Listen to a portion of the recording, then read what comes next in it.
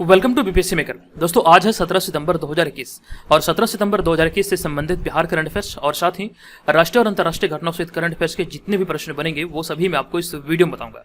लेकिन पिछले वीडियो में जो मैंने आपसे प्रश्न पूछा था सबसे पहले उसे देख लेते हैं। तो पिछले वीडियो का हमारा प्रश्न है कि हाल ही में बिहार के किस जिले के पहलवान दीपक कुमार ने कुश्ती में बिहार राज्य स्टेट चैंपियन अवार्ड जीता है। इस प्रश्न का मैंने आपको राइट आंसर बताया था ऑप्शन नंबर डी। और इस प्रश्न से संबंधित कई सारी ऐसी जानकारी थी जो कि मैंने आपको बताया था एग्जाम के दृष्टिकोण से बहुत सारे महत्वपूर्ण थे। तो इसीलिए मैं आपको रोज कहता हूं कि आप यहां पर जो चैनल पे वीडियो अपलोड होता है सारे को देखने का आदत बनाइए। रोजाना अपलोड होता है चैनल पे, इससे आपकी करंट अफेयर्स की तैयारी बहुत ही ज्यादा स्ट्रांग होगी। और एक चीज यहाँ पर ध्यान रखिएगा कि जनवरी से लेकर के अब तक जितने भी वीडियो चैनल पे अपलोड हुए हैं सभी को मैंने प्लेलिस्ट में अरेंज किया है। आप वहां पर जाके एक एक करके सारे को देख सकते हैं। और रही बात पीडीएफ की, तो जनवरी से लेकर के अब तक सारे मंथ का करंट अफेयर्स का पीडीएफ का लिंक आपको यहाँ पर इस वीडियो के डिस्क्रिप्शन में दिया गया, आप वहां पर जाके इसे डाउनलोड कर सकते हैं। अब यहाँ पर हम चलेंगे सीधे पहले प्रश्न पे। एक एक करके मैं आपको सारे प्रश्न बताऊंगा और इनसे संबंधित जो एक्स्ट्रा फैक्ट्स होंगे वो भी आपको बताऊंगा। आपको इस पूरे वीडियो को ध्यानपूर्वक देखना है और जो वीडियो के अंत में आपसे प्रश्न पूछा जाएगा उसका आंसर आपको कमेंट बॉक्स में कमेंट करके देना है। आज का हमारा पहला प्रश्न है कि हाल ही में बिहार के किस जिले के राजमंगल निषाद को भीम पुरस्कार से सम्मानित किया गया है। ये बिहार करंट अफेयर्स के दृष्टिकोण से महत्वपूर्ण प्रश्न है और इसका जो राइट आंसर होगा ये होगा हमारा ऑप्शन नंबर ए, यानी कि ये बिहार के मधेपुरा जिले के रहने वाले हैं। अब यहाँ पर आपको बता दूं कि प्रतिवर्ष आयोजित होने वाले इस समारोह में अंतर्राष्ट्रीय, राष्ट्रीय व राज्य स्तर पर खेल के क्षेत्र में बेहतर प्रदर्शन करने वाले खिलाड़ियों को सम्मानित किया जाता है। ये आपको यहाँ से ध्यान रखना। नेक्स्ट पॉइंट हमारा यह है कि हाल ही में पटना के राजमहल रिसोर्ट में 21वां बिहार सम्मान समारोह का आयोजन किया गया, जिसमें मधेपुरा जिले के राजमंगल निषाद को भीम पुरस्कार से सम्मानित किया गया है। आपको ध्यान रखना, यह प्रत्येक वर्ष आयोजित होता है और इस वर्ष इसे मतलब कि भीम पुरस्कार से सम्मानित किया गया है। लेकिन यहाँ पर आपको एक पॉइंट और भी याद रखना है जो कि मैंने दूसरे पॉइंट में यहाँ पर मैंने ऐड किया है। यह लगातार दूसरी बार है जब उन्हें यह भीम पुरस्कार से सम्मानित किया गया है। यह लगातार दूसरा वर्ष, यानी कि 2020 में भी इन्हें सम्मानित किया गया था राजमंगल निषाद को, जो कि बिहार के मधेपुरा जिले के रहने वाले हैं। नेक्स्ट पॉइंट में हमने राजमंगल निषाद की प्रमुख उपलब्धियों को ऐड किया है, तो सारे को एक एक करके देख लेते हैं। वे स्टेट लेवल कराटे प्रतियोगिता 2014 में सिल्वर और गोल्ड मेडल और 2017 में नेशनल मिक्स मार्शल आर्ट में गोल्ड, 2019 में इंटर कॉलेज बॉक्सिंग चैंपियनशिप में गोल्ड और अजातशत्रु पुरस्कार, यानी कि 2019 में ये अजातशत्रु पुरस्कार से भी सम्मानित हो चुके हैं।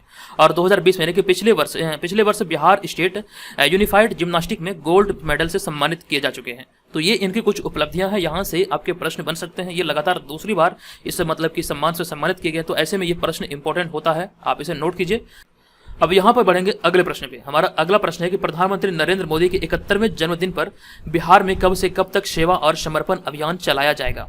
इस प्रश्न का हमारा राइट आंसर होगा ऑप्शन नंबर सी, यानी कि 17 सितंबर से 7 अक्टूबर तक इस अभियान को चलाया जाएगा। आपको ध्यान रखना है कि प्रत्येक वर्ष महात्मा नहीं बल्कि प्रत्येक वर्ष नरेंद्र मोदी का जो जन्मदिन मनाया जाता है ये 17 सितंबर को मनाया जाता है। अब यहाँ पर मैं आपको विस्तृत जानकारी दे दूं कि प्रधानमंत्री नरेंद्र मोदी के 71वें जन्मदिन पर 17 सितंबर से 7 अक्टूबर तक सेवा और समर्पण अभियान चलाया जाएगा और बिहार में इसकी शुरुआत दरभंगा जिले से की जाएगी। अब नरेंद्र मोदी के बारे में कई सारे ऐसे फैक्ट्स हैं जो कि आपको याद रखना चाहिए, जो कि एग्जाम के पॉइंट ऑफ व्यू से बहुत ज्यादा इंपॉर्टेंट है। वो सारे को यहाँ पर मैंने ऐड किया, तो एक एक करके सारे को हम लोग देख लेते हैं। तो देखिए यहाँ पर मैंने टॉपिक दिया है कि विभिन्न देश और संस्था द्वारा प्रधानमंत्री मोदी को दिया गया सम्मान। जो भी प्रमुख देश हैं जो मतलब प्रधानमंत्री नरेंद्र मोदी को अपने देश के सर्वोच्च सम्मान से सम्मानित किए हैं, तो उनमें से कुछ प्रमुख को यहाँ पर मैंने ऐड किया है। तो सारे को हम लोग एक एक करके देख लेते हैं। तो हमारा यहाँ पे पहला है सऊदी अरब। तो सऊदी अरब के द्वारा ऑर्डर ऑफ अब्दुल अजीज अल सऊद पुरस्कार से सम्मानित किया गया था 2016 में। जितने भी यहाँ पर आप पुरस्कार देख रहे हैं संबंधित देश का सर्वोच्च पुरस्कार है, सर्वोच्च सम्मान है, ठीक है, ये आप यहाँ से ध्यान रखिए। दूसरा हमारा है अफगानिस्तान। तो अफगानिस्तान के द्वारा 2016 में स्टेट ऑर्डर ऑफ गाजी अमीर अमानुल्लाह खान की मतलब कि सम्मान से सम्मानित किया गया था। तीसरा हमारा है फिलिस्तीन, जो कि ग्रैंड कॉलर पुरस्कार से सम्मानित किया गया था 2018 में। चौथा हमारा है संयुक्त अरब अमीरात, जो कि ऑर्डर ऑफ जायद सम्मान से सम्मानित किया गया 2019 में।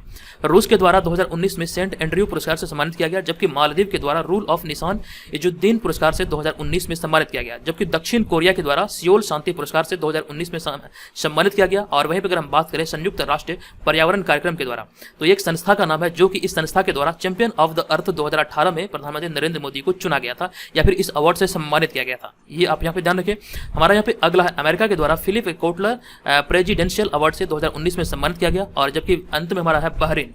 तो बहरीन के द्वारा the King Hamad Order of the Renaissance award से 2019 में सम्मानित किया गया। आप यहाँ पर इसका स्क्रीनशॉट ले लीजिए। ये जो टॉपिक है ये बहुत ही ज्यादा इंपॉर्टेंट है, यहाँ से निसंदेह ही आपको समझ रखिए कि यहाँ से आपके प्रश्न बन सकते हैं। अब यहाँ पर एक और चीजों को मैंने ऐड किया, एक और चीज है जो कि आपको ये भी याद रखना है, प्रधानमंत्री मोदी की अन्य उपलब्धियां और सम्मान, जो कि यहाँ पर मैंने सारे को ऐड किया है जो कि आपके एग्जाम में पूछे जाने की संभावना बनती है। तो एक एक करके सारे पॉइंट को देखते हैं।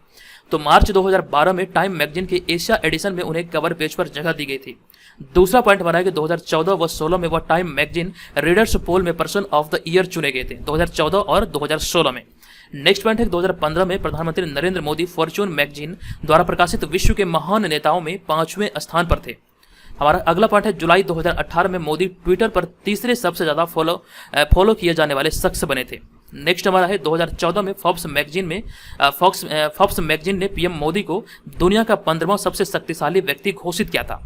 और यहाँ पे हमारा अगला पॉइंट है 2015, 16 व 2018 में फोर्ब्स मैगजीन ने ही प्रधानमंत्री मोदी को दुनिया का 9वां सबसे शक्तिशाली व्यक्ति बताया था। ये आपको यहाँ से याद रखना है। 2014 में 15वां शक्तिशाली व्यक्ति घोषित किया गया था, जबकि 2015, 16 और 2018 में, ध्यान रखिए, 2014 में 15वां, जबकि 2015, 16 और 18 में 9वां शक्तिशाली व्यक्ति घोषित किया गया था।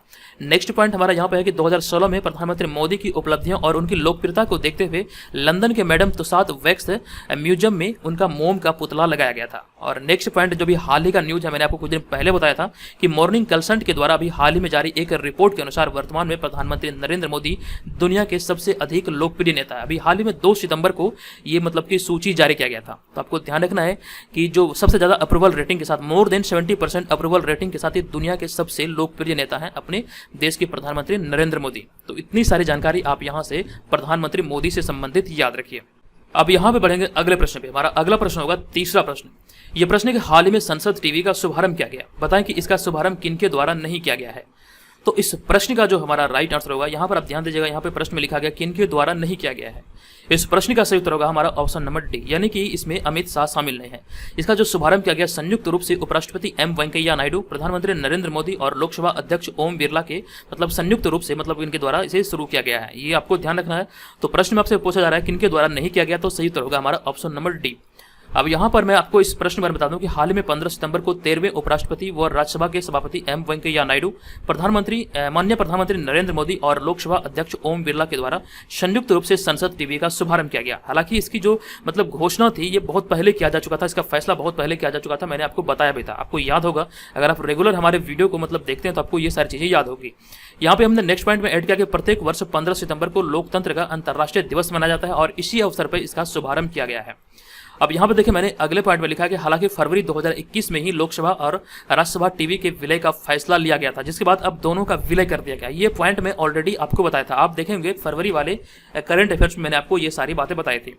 अब यहाँ पे देखिए नेक्स्ट पॉइंट है कि भारतीय प्रशासनिक सेवा के सेवानिवृत्त अधिकारी रवि कपूर संसद टीवी के मुख्य कार्यकारी अधिकारी और मनोज अरोरा इसके विशेष कार्याधिकारी होंगे। ये सारी जानकारी होंगे नहीं बल्कि है, ये सारी इन्फॉर्मेशन यहाँ से आप याद रखिए, चर्चे में है, तो यहाँ से आपके प्रश्न बनने की संभावना है।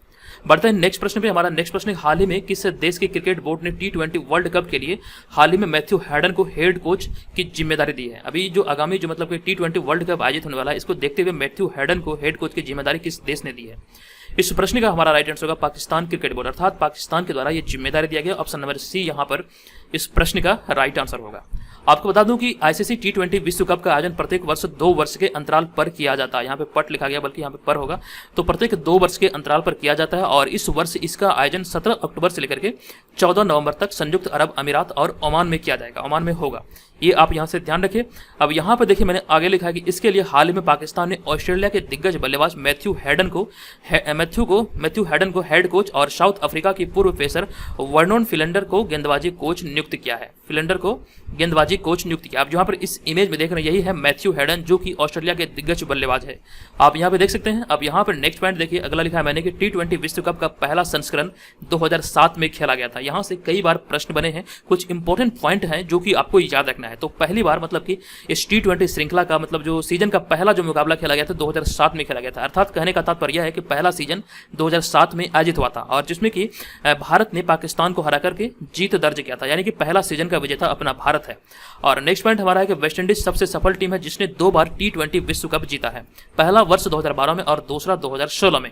नेक्स्ट पॉइंट यहाँ पे मैंने एक नया ऐड किया है कि श्रीलंकाई टीम ने आईसीसी T20 विश्व कप के 3 फाइनल खेले हैं और जिसमें से 1 जीते, यानी कि इसमें कि इस सीरीज के तहत जो T20 वर्ल्ड कप है, इसके तहत 3 फाइनल मुकाबला खेला एकमात्र टीम है श्रीलंका। ये आपको यहाँ से ध्यान रखना है। अब यहाँ पर बढ़ेंगे अगले प्रश्न पे। हमारा अगला प्रश्न होगा 5वां प्रश्न, निम्नलिखित में से किस संस्थान के द्वारा हाल ही में उड़ान योजना की शुरुआत की गई है। तो इस प्रश्न का जो हमारा राइट आंसर होगा ये होगा ऑप्शन नंबर ए, यानी कि आईआईटी बॉम्बे के द्वारा इसकी शुरुआत की गई है। अब आपको इस प्रश्न के बारे में बता दूं कि उच्च शिक्षण संस्थानों में दाखिला लेने वाले विद्यार्थियों की भाषा की बाधाओं को दूर करने के उद्देश्य से हाल ही में हिंदी दिवस के अवसर पर आईआईटी बॉम्बे ने उड़ान परियोजना की शुरुआत की है। आपको ध्यान रखना, इसकी शुरुआत किया गया है आईआईटी बॉम्बे के द्वारा। इस परियोजना का नाम याद रखिए, उड़ान परियोजना इसका नाम है। और इसका उद्देश्य यह है कि उच्च शिक्षण संस्थानों में जो भी मतलब दाखिला लेने यानी कि एडमिशन लेने वाले जो विद्यार्थी होते हैं उनको भाषा की समस्या होती है, तो उन्हीं को दूर करने के उद्देश्य से ये किया गया है। हमारा नेक्स्ट पॉइंट है कि इस परियोजना से इंजीनियरिंग और अन्य विषयों से संबंधित पाठ्य पुस्तकों या अन्य सामग्री का अनुवाद किया जा सकेगा। और नेक्स्ट पॉइंट यहाँ पे देखिए मैंने आगे लिखा है जो कि इंपॉर्टेंट है। हाल ही में भारतीय प्रौद्योगिकी संस्थान यानी मद्रास यानी कि आईआईटी मद्रास ने नेशनल इंस्टीट्यूशनल रैंकिंग फ्रेमवर्क में शीर्ष स्थान हासिल किया है। भारतीय मतलब कि अगर हम संस्थानों की बात करें तो इसमें मतलब कि नेशनल इंस्टीट्यूशनल रैंकिंग फ्रेमवर्क में इन्होंने शीर्ष स्थान हासिल किया। ये जानकारी मैंने आपको 2 से 3 दिन पहले ही दिया था। नेक्स्ट पॉइंट यहाँ पे हमारा आगे है कि इसके अतिरिक्त इस सूची में भारतीय विज्ञान संस्थान बेंगलुरु दूसरे स्थान पर जबकि आईआईटी बॉम्बे तीसरे स्थान पर है, यानी कि इसको तीसरा स्थान मिला है। और सबसे इंपॉर्टेंट पॉइंट जो बिहार के दृष्टिकोण से यहाँ पर आप देख सकते हैं, इस सूची में आईआईटी पटना को 51वां स्थान मिला है। जबकि अगर हम बात करें 2020 की तो 2020 में आईआईटी पटना को 54वां स्थान मिला था। लेकिन 2021 का जो सूची जारी किया गया ये नेशनल इंस्टीट्यूशनल रैंकिंग फ्रेमवर्क का, तो इसमें बिहार के जो आईआईटी पटना संस्थान है इसको मतलब कि 51वां स्थान मिला है। तो ये सारी संबंधित जानकारी आप यहां से याद रखें। अब बढ़ते यहाँ पर नेक्स्ट प्रश्न पे। हमारा नेक्स्ट प्रश्न है कि सेंट्रल कोलफील्ड्स लिमिटेड में ओपन कास्ट खदान में काम करने वाली पहली महिला उत्खनन इंजीनियर निम्न में से कौन बनी है। ये बहुत ही ज्यादा चर्चे में है, तो आप यहां से ये प्रश्न याद रखिए। इसका जो राइट आंसर होगा ये होगा हमारा ऑप्शन नंबर सी, यानी कि शिवानी मीना इस प्रश्न का राइट आंसर होगा। अब आपको इस प्रश्न के बारे में विस्तृत जानकारी दे दूं कि कोल इंडिया की शाखा सेंट्रल कोलफील्ड्स लिमिटेड में एक ओपन कास्ट खदान में काम करने वाली शिवानी मीना पहली महिला उत्खनन इंजीनियर बनी है। ये आपको यहाँ से ध्यान रखना है। और यहाँ पे शिवानी मीना के बारे में लिखा गया, शिवानी मीना आईआईटी जोधपुर की पूर्व छात्रा है। नेक्स्ट पॉइंट हमारा यहाँ पे सेंट्रल कोलफील्ड्स लिमिटेड कोल इंडिया लिमिटेड की सहायक कंपनी और इसकी जो स्थापना हुई थी ये 1 नवंबर 1975 को हुआ था तथा इसका मुख्यालय दरभंगा भवन रांची झारखंड में है। यानी कि इसका जो मुख्यालय है ये रांची झारखंड में है, जिसका नाम पड़ता है इस भवन का, मतलब इसका जो मुख्यालय का जो नाम है ये दरभंगा भवन में ये मुख्यालय है जो कि रांची झारखंड में, झारखंड की राजधानी रांची में ये अवस्थित है। अब यहाँ पर आप नजर डालेंगे ऑप्शन नंबर ए में, यहाँ पर मैंने लिखा है भावना कंठ, जो कि मतलब कि भारत की पहली महिला फाइटर है जो कि बिहार के दरभंगा जिले की रहने वाली है। बिहार की मतलब कि बिहार नहीं बल्कि पूरे भारत की पहली महिला फाइटर पायलट है जो कि बिहार के दरभंगा जिले की रहने वाली है। ये भी प्रश्न इंपॉर्टेंट है, ये याद रखिए। दूसरा पॉइंट में हमने लिखा है अवनी लेखराज, जो कि मैं यहाँ पे बात करूँ टोक्यो पैरालंपिक की, तो टोक्यो पैरालंपिक में अगर हम बात करें तो एक ही सीजन में 2 मेडल जीतने वाली प्रथम मतलब कि महिला है। ठीक है, ये आप यहाँ पे ध्यान रखिए, प्रथम महिला जो कि एक सीजन में 2 मतलब मेडल अपने नाम किया है। और नेक्स्ट पॉइंट हमारा यहाँ पे है रानी रामपाल, जो कि भारतीय महिला हॉकी टीम की कप्तान है। ये बात यहाँ पर आप ध्यान रखिए। अब यहाँ पे हम बढ़ेंगे अगले प्रश्न पे। हमारा अगला प्रश्न होगा 7वां प्रश्न। ये प्रश्न हाल ही में प्रधानमंत्री नरेंद्र मोदी द्वारा किस शहर में राजा महेंद्र प्रताप सिंह स्टेट यूनिवर्सिटी की आधारशिला रखी गई। तो इस प्रश्न का हमारा राइट आंसर होगा ऑप्शन नंबर डी, यानी कि अलीगढ़ में ये आधारशिला रखी गई है। अब जानते हैं इस प्रश्न के बारे में विस्तृत जानकारी को कि हाल ही में प्रधानमंत्री नरेंद्र मोदी के द्वारा उत्तर प्रदेश के अलीगढ़ में राजा महेंद्र प्रताप सिंह स्टेट यूनिवर्सिटी की आधारशिला रखी गई। ये आपको यहाँ से ध्यान रखना है। नेक्स्ट पॉइंट हमारा होगा कि इस विश्वविद्यालय की स्थापना उत्तर प्रदेश सरकार द्वारा महान स्वतंत्रता सेनानी और समाज सुधारक राजा महेंद्र प्रताप सिंह के सम्मान में की जा रही है। यानी कि आपको ध्यान रखना है, इसमें केंद्र सरकार का किसी भी तरह का कोई मतलब कि भागीदारी नहीं है, ये पूरी की पूरी जो उत्तर प्रदेश सरकार है इन्हीं के द्वारा ये किया गया है। अब यहाँ पे हमारा अगला पॉइंट है उनका जन्म, यानी कि यहाँ पे कहा जा रहा है कि राजा महेंद्र प्रताप सिंह का जो जन्म हुआ था ये 1 दिसंबर 1886 को उत्तर प्रदेश के हाथरस जिले में हुआ था और वे 1957 में मथुरा से लोकसभा के लिए चुने भी गए थे। ये यहाँ ध्यान रखें। हमारा नेक्स्ट पॉइंट है उन्हें 1932 में नोबेल शांति पुरस्कार के लिए नामांकित किया गया था और 29 अप्रैल 1979 को राजा महेंद्र प्रताप सिंह की मृत्यु हो गई थी। तो ये सारी संबंधित इन्फॉर्मेशन आप लोग नोट कीजिए। अगर नोट नहीं कर सकते हैं तो पेड ग्रुप को ज्वाइन करके अपनी तैयारी को बेहतर कर सकते हैं। ये आप लोग ध्यान रखिएगा, पेड ग्रुप में आपकी कंप्लीट तैयारी हो जाएगी। अब यहाँ पर देखिए हमारे द्वारा रिसेंटली कुछ ई बुक लॉन्च किया गया है जो कि आप यहाँ पर देख सकते हैं। सारे को आप यहाँ पर पेड ग्रुप में प्राप्त कर सकते हैं सिवाय इसके, ये आपको पेड ग्रुप में नहीं मिलेगा। बाकी आप यहाँ पर जितना देख रहे हैं सारे के सारे पिछले 1 वर्ष के करंट अफेयर्स आपको यहाँ पर मिलेंगे, टेस्ट सीरीज मिलेगा, बिहार जी के मिलेगा, बीपीएससी प्रीवियस ईयर क्वेश्चन मिलेगा और भी कई सारे पीडीएफ हैं जो कि आपको यहाँ पर इस पेड ग्रुप के तहत प्रोवाइड किया जाएगा, जिसका आप प्रिंट आउट निकाल के चाहे तो आप पीडीएफ से भी पढ़ सकते हैं, अन्यथा आप प्रिंट आउट भी करके इसका मतलब कि तैयारी कर सकते हैं इसकी। तो जो लोग इसे ज्वाइन करना चाहते हैं इसकी कंप्लीट जानकारी मैं आपको इस वीडियो के अंत में दूंगा। अब यहाँ पर चलते हैं अगले प्रश्न पे। हमारा अगला प्रश्न होगा 8वां प्रश्न। ये प्रश्न है कि भारत और किस देश ने हाल ही में संयुक्त रूप से एजेंडा 2030 पार्टनरशिप का climate action and finance mobilisation dialogue launch किया है। जो भी मतलब अंतर्राष्ट्रीय समझौते वगैरह होते हैं वो बहुत ज्यादा इंपॉर्टेंट होते हैं। यहाँ पर आपको ध्यान रखना, इसका जो राइट आंसर होगा ये होगा हमारा ऑप्शन नंबर बी, यानी कि अमेरिका के साथ मिलकर ये भी हाल ही में लॉन्च किया गया है। अब आपको इस प्रश्न के बारे में बता दूं कि हाल ही में भारत और अमेरिका ने संयुक्त रूप से एजेंडा 2030 पार्टनरशिप का climate action and finance mobilisation dialogue यानी कि CAFMD लॉन्च किया है। और यहाँ पर आपको ध्यान रखना है कि इसके लिए हाल ही में अमेरिकी राष्ट्रपति के दूत जॉन केरी 12 से 14 दिसंबर को भारत के दौरे पे थे। ये आप यहाँ से ध्यान रखें। नेक्स्ट पॉइंट हमारा यह है कि भारत और अमेरिका के बीच इस साझेदारी से पर्यावरण के यहाँ पर क्या होगा, तो पर्यावरण के नुकसान को रोकने की दिशा में प्रयासों को मजबूती मिलेगी। तो ये सारे संबंधित इन्फॉर्मेशन यहाँ पर याद रखिए। इसी को मतलब ध्यान रखते हुए दोनों देशों के बीच मतलब ये अभी हाल ही में ये पार्टनरशिप का climate action and finance mobilisation dialogue launch किया गया है, जो कि आप यहाँ पर शॉर्ट में याद रख सकते हैं एजेंडा 2030। ठीक है, ये सारी इन्फॉर्मेशन याद रखिए। बढ़ते हैं यहाँ पर अगले प्रश्न पे। हमारा अगला प्रश्न होगा 9वां प्रश्न। यह प्रश्न है कि भूपेश बघेल सरकार ने हाल ही में बाजरा मिशन शुरू किया है। बताएं कि वे किस राज्य के मुख्यमंत्री हैं। तो भूपेश बघेल छत्तीसगढ़ के मुख्यमंत्री हैं। आप जानते हैं ऑप्शन नंबर ए यहाँ पर इस प्रश्न का राइट आंसर होगा। हाल ही में छत्तीसगढ़ के मुख्यमंत्री भूपेश बघेल ने बाजरा मिशन शुरू करने की घोषणा की है और इस मिशन का उद्देश्य किसानों को छोटी अनाज फसलों के लिए उचित मूल्य दर प्रदान करना और इसी उद्देश्य के साथ अभी हाल ही में बाजरा मिशन की शुरुआत किया गया है छत्तीसगढ़ सरकार के द्वारा। अब यहाँ पे हमने आगे पॉइंट में लिखा कि यह मिशन को लागू करने के लिए छत्तीसगढ़ सरकार ने भारतीय बाजरा अनुसंधान संस्थान हैदराबाद और राज्य के 14 जिलों के कलेक्टरों के साथ एक संयुक्त समझौता ज्ञापन पर हस्ताक्षर किया है, तब जाके इस मतलब इसे शुरू करने की घोषणा की है। तो ये सारी इन्फॉर्मेशन यहाँ पर याद रखिए। अब यहाँ पर इन सभी राज्यों की अगर हम राजधानी की बात करें तो छत्तीसगढ़ की राजधानी है रायपुर, हरियाणा की राजधानी है चंडीगढ़, उत्तराखंड की राजधानी है देहरादून और उत्तर प्रदेश की राजधानी है लखनऊ। तो ये सारी संबंधित जानकारी आप यहाँ से याद रखिए। अब चलिए बढ़ते हैं यहाँ पर अगले प्रश्न पे। हमारा अगला प्रश्न होगा 10वां प्रश्न। किस राज्य सरकार ने हाल ही में सरकारी योजनाओं में महिला आरक्षण 30% से बढ़ाकर 40% कर दिया है। इस तरह के प्रश्न आप देखते होंगे कई बार विभिन्न प्रतियोगी परीक्षा में पूछे जाते हैं, तो इसलिए यह प्रश्न बहुत ज्यादा इंपॉर्टेंट है। और ये भी हाल ही में जो घोषणा किया गया, ये किया गया तमिलनाडु सरकार के द्वारा। ऑप्शन नंबर ए यहाँ पर इस प्रश्न का राइट आंसर होगा। हाल ही में तमिलनाडु सरकार ने सरकारी नौकरियों में महिला आरक्षण 30% से बढ़ाकर 40% कर दिया है।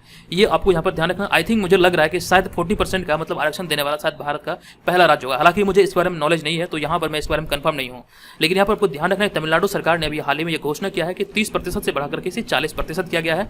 नेक्स्ट पॉइंट हमारा यहाँ पे आगे लिखा गया। इसके अतिरिक्त यह भी घोषणा किया गया कि कोविड-19 महामारी के दौरान अनाथ हुए बच्चों और परिवार में अपनी पीढ़ी में पहली बार स्नातक और तमिल माध्यम से पढ़ाई पूरी करने वाले विद्यार्थियों को सरकारी नौकरी में प्राथमिकता दी जाएगी। यानी कि कहने का ये जो मतलब यहाँ पे मैंने पॉइंट को ऐड किया है, इस पॉइंट का अर्थात मतलब ये है कि यहाँ पर जो घोषणा किया गया, इसके अतिरिक्त अगर हम बात करें तो इसके अतिरिक्त ये भी घोषणा किया गया कोविड-19 महामारी के दौरान जो बच्चे अनाथ हो चुके हैं और साथ ही साथ वैसे परिवार जिन परिवार में अगर कोई मतलब शख्स पहली बार स्नातक में मतलब कि अपनी मतलब पीढ़ी में मतलब परिवार में स्नातक किया और साथ ही साथ तमिल माध्यम से पढ़ाई पूरी किया है, तो वैसे लोगों को नौकरी में प्राथमिकता दी जाएगी। और ये सारी जानकारी यहाँ पर आपको याद रखना, जो कि अभी हाल ही में घोषणा किया गया है तमिलनाडु सरकार के द्वारा। तो ये कहीं ना कहीं मतलब कि जनता को ध्यान रखते हुए भी घोषणा किया गया है और ये सारी बातें आप याद रखेंगे। चलिए अब यहाँ पे बढ़ते हैं अगले प्रश्न पे। हमारा अगला प्रश्न होगा 11वां प्रश्न। ये प्रश्न है किस राज्य के रानीखेत में हाल ही में भारत की सबसे बड़ी ओपन एयर फर्नरी का उद्घाटन किया गया है। तो अभी हाल ही में जो इसका उद्घाटन किया गया, ये किया गया उत्तराखंड में, यानी कि ऑप्शन नंबर सी यहाँ पर इस प्रश्न का राइट आंसर होगा।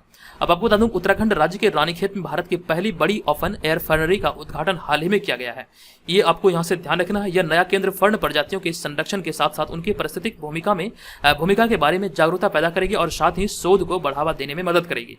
और इसी दृष्टिकोण को ध्यान रखते हुए हाल ही में इसका उद्घाटन किया गया है उत्तराखंड में। आपको ध्यान रखना है उत्तराखंड के रानीखेत में ये राज्य नहीं बल्कि भारत की सबसे बड़ी ओपन एयर फर्नरी का उद्घाटन किया गया है। अब यहाँ पे हमारा नेक्स्ट प्रश्न है कि हाल ही में किसी गांधी स्मृति एवं दर्शन समिति का नया उपाध्यक्ष नियुक्त किया गया है। इस प्रश्न का हमारा राइट आंसर होगा ऑप्शन नंबर ए, यानी कि विजय गोयल इसका सही उत्तर होगा। आपको बता दूं कि हाल ही में पूर्व केंद्रीय मंत्री विजय गोयल को गांधी स्मृति व दर्शन समिति का उपाध्यक्ष नियुक्त किया गया है। ये आप यहाँ से ध्यान रखेंगे। आप जहाँ पर इस इमेज में देख रहे हैं यही है विजय गोयल। और यहाँ पर नेक्स्ट में लिखा गया इसके अतिरिक्त इसके जो अध्यक्ष होते हैं यानी कि गांधी स्मृति और दर्शन समिति के, तो इसके जो अध्यक्ष होते हैं ये प्रधानमंत्री नरेंद्र मोदी भी वर्तमान में है। अब यहाँ पे प्रधानमंत्री नरेंद्र मोदी की चर्चा हुई तो यहाँ पे मैंने 2 पॉइंट को ऐड किया है कि प्रधानमंत्री नरेंद्र मोदी का जन्म 17 सितंबर 1950 को गुजरात के वडनगर में हुआ था। आपको ध्यान रखना है आज ही 17 सितंबर है और आज 2021 में इनका 71वां जन्म दिवस मनाया गया। तो ये सारी संबंधित इन्फॉर्मेशन भी यहाँ से आप याद रखिए। अब यहाँ पे बढ़ते हैं आज के इस वीडियो के प्रश्न की ओर। आज के इस वीडियो का प्रश्न हाल ही में आयोजित होने वाले Asia rugby under 18 girls rugby sevens championship 2021 में बिहार के कितने खिलाड़ियों का चयन हुआ है। इस प्रश्न के बारे में कंप्लीट जानकारी मैंने आपको दिया था, विस्तृत जानकारी मैंने आपको दिया था। इसका आंसर क्या होगा कृपया आप लोग मुझे कमेंट करके बताइए। आप चाहें तो यहाँ पर इस बारे में डिटेल में भी लिख सकते हैं। और जो लोग हमारे पेड ग्रुप को ज्वाइन करने इच्छुक हैं, इस व्हाट्सअप नंबर पर हमें pre21 लिख के मैसेज करें। यहाँ पर आपको डेमो पीडीएफ मिलेगा, आप उसके बाद निर्धारित करेंगे आपको ज्वाइन करना है या फिर नहीं। चलिए अब यहाँ पर चलते हैं, जानते हैं पेड ग्रुप में आपको मिलेगा क्या क्या। सारे चीजों को यहाँ पर हम लोग डिटेल में देख लेते हैं। अगर आप घर बैठे रहकर बिहार में आयोजित होने वाले किसी भी कंपीटेटिव एग्जाम की तैयारी में लगे हैं तो यहाँ से आप अपनी तैयारी को बेहतर कर सकते हैं। आपको बता दूं कि अभी हाल ही में इस चैनल के माध्यम से एक ई बुक लॉन्च किया गया। आप यहाँ पर इस इमेज में देख सकते हैं। इस ई बुक की खासियत यह है कि विगत 28 वर्षों से बिहार में जितनी भी परीक्षाएं आयोजित हुई है उसके प्रश्नों को इसमें शामिल किया गया। ये हिंदी और अंग्रेजी दोनों भाषाओं में, यानी कि ये बाइलिंगुअल है। आप इसे यहाँ पर देख सकते हैं। 2500 से अधिक प्रश्नों का इसमें संग्रह किया गया है। आपको यहाँ पर बता दूं कि प्रीवियस ईयर जो क्वेश्चन होते हैं वो आपके लिए बहुत ही ज्यादा इंपॉर्टेंट होते हैं, क्योंकि जब आप किसी एग्जाम की तैयारी करते हैं तो उस एग्जाम से संबंधित प्रीवियस ईयर क्वेश्चन का अगर आपके पास ई बुक हो या फिर बुक हो तो वो आपके लिए एकदम से वरदान सिद्ध होता है, क्योंकि प्रीवियस ईयर क्वेश्चन ही आपको ये बताता है कि प्रीवियस ईयर में किस प्रकार से प्रश्न पूछे गए हैं। वहां से आपको ये समझ आता है कि किस प्रकार से आपको तैयारी करना चाहिए, कहां से प्रश्न आपसे एग्जाम में पूछे जाते हैं। वो सारा समझ आपको प्रीवियस ईयर क्वेश्चन से ही आएगा। चलिए वीडियो में आगे बढ़ते हैं और यहाँ पर मैं आपको पेड ग्रुप के बारे में बताता हूँ। अगर आप घर बैठे 67वें बीपीएससी प्राइमरी परीक्षा और बीपीएससी सीडीपीओ इन दोनों परीक्षाओं की तैयारी में लगे हैं तो यहाँ से आप अपनी तैयारी को बेहतर कर सकते हैं। ये जो ग्रुप है ये आपको बीपीएससी सहित जो भी बिहार में परीक्षाएं आयोजित होती है सभी एग्जाम के दृष्टिकोण से ये महत्वपूर्ण हो सकता है। जो भी खास करके लड़कियों और महिलाएं घर बैठे एग्जाम की तैयारी करते हैं उनके लिए ये ग्रुप बहुत ही ज्यादा इंपॉर्टेंट सिद्ध हो सकता है, क्योंकि यहाँ पर मैं बहुत सारी चीजें आपको बेहतर क्वालिटी का प्रोवाइड करा रहा हूँ। यहाँ पर आप सारी चीजों को देखिए। यहाँ पर आपको इस ग्रुप में क्या क्या चीजें मिलेगी ये आप सारी चीजों को देख के ही समझ पाएंगे। तो यहाँ पर सबसे पहले मैं आपको जो प्रोवाइड कराऊंगा ये होगा सबसे पहला हमारा टेस्ट सीरीज, जो कि बीपीएससी पैटर्न पर आधारित होगा। ये मॉडल सेट होगा। यहाँ पर आपको 50 प्रैक्टिस सेट देखने को मिलेगा और सारे के सारे प्रश्न जो इसमें होंगे वो आपको विद एक्सप्लेनेशन देखने को मिलेगा। ये बेहतर क्वालिटी का होगा। सारे के सारे प्रश्नों का एक्सप्लेनेशन आपको अच्छी क्वालिटी का देखने को मिलेगा, ये ध्यान रखिएगा। और दूसरा जो महत्वपूर्ण चीज आपको मिलेगा वो मिलेगा बिहार करंट अफेयर्स के अलावा राष्ट्रीय और अंतर्राष्ट्रीय करंट अफेयर्स, जो कि आपको एक वर्ष का करंट अफेयर्स यानी कि जनवरी 2021 से लेकर के दिसंबर 2021 तक के करंट अफेयर्स यहाँ पे आपको पेड ग्रुप में प्रोवाइड किया जाएगा। ये डेली मिलेगा, मंथली मिलेगा, साल का अंत होगा, वार्षिकांक भी मिलेगा। तो ये सारे यहाँ पे ध्यान रखिएगा। और उसके बाद जो हमारा मेन होगा वो होगा बिहार जीके। यहाँ पर आपको संपूर्ण बिहार जीके का 2 पीडीएफ मिलेगा। आपको दोबारा कहीं से भी बिहार जीके या फिर बिहार करंट अफेयर्स पढ़ने की आवश्यकता नहीं है। ये पूरी की पूरी जिम्मेवारी हमारी है। जो भी प्रश्न पूछे जाएंगे यहीं से प्रश्न पूछे जाएंगे, ठीक है। ये ध्यान रखिएगा। ये भी आपको यहाँ पे प्रोवाइड किया जाएगा 2 वॉल्यूम में। और उसका जो हमारा नेक्स्ट होगा वो होगा बीपीएससी का प्रीवियस ईयर क्वेश्चन। ये भी बहुत ही ज्यादा इंपॉर्टेंट है। ये आपके बीपीएससी एग्जाम में सफलता पाने में आपकी बहुत ही ज्यादा हेल्प करेगी। और उसका जो हमारा नेक्स्ट होगा वो होगा, यहाँ पे आप देख सकते हैं बिहार तथा राष्ट्रीय और अंतर्राष्ट्रीय घटनाओं का करंट अफेयर्स होगा 2020 वाला वार्षिकांक। अगर आपको जरूरत हो तो ये भी आपको प्रोवाइड होगा, क्योंकि बीपीएससी एग्जाम में विगत 18 माह के करंट अफेयर्स से पूछे जाते हैं। तो अगर आपको इसका जरूरत हो तो ये भी आप यहाँ पे प्राप्त कर सकते हैं। इसके अलावा कुछ पीडीएफ है जो कि जैसे देख सकते हैं यहाँ पे प्राचीन इतिहास का और संपूर्ण विश्व इतिहास का पीडीएफ, ये सारे और भी छोटे छोटे पीडीएफ है जो कि आपको यहाँ पे मिलेगा। तो मेनली जो हमारा होगा ये 4 सेक्शन होगा, यानी कि टेस्ट सीरीज, करंट अफेयर्स, संपूर्ण बिहार जीके और बीपीएससी प्रीवियस ईयर क्वेश्चन। ये चारों यहां पर आपको पेड ग्रुप के अंतर्गत प्रोवाइड किया जाएगा। तो देखिए अगर आप इसे ज्वाइन करना चाहते हैं तो यहां पर जो आपको ये व्हाट्सअप नंबर दिख रहा है इसी व्हाट्सअप नंबर पे आपको pre21 लिख के मैसेज करना है। ध्यान रहे आपको कॉल नहीं करना है बल्कि इस पे व्हाट्सअप पे मैसेज करना है pre21 लिख के। यहाँ पर आपको कंप्लीट इन्फॉर्मेशन दिया जाएगा कि यहाँ पर आपको क्या क्या चीजें मिलेगी, आपको कैसे पेमेंट करना है, वो सारी इन्फॉर्मेशन आपको ये मैसेज करने के बाद मिल जाएगी। अब यहाँ पर आप ध्यान रखिएगा ये 1 वर्ष की वैलिडिटी के साथ है। इसका जो फी है ये 399 रुपया है। ये 399 रुपये में ये सारी चीजें आपको प्रोवाइड की जाएगी।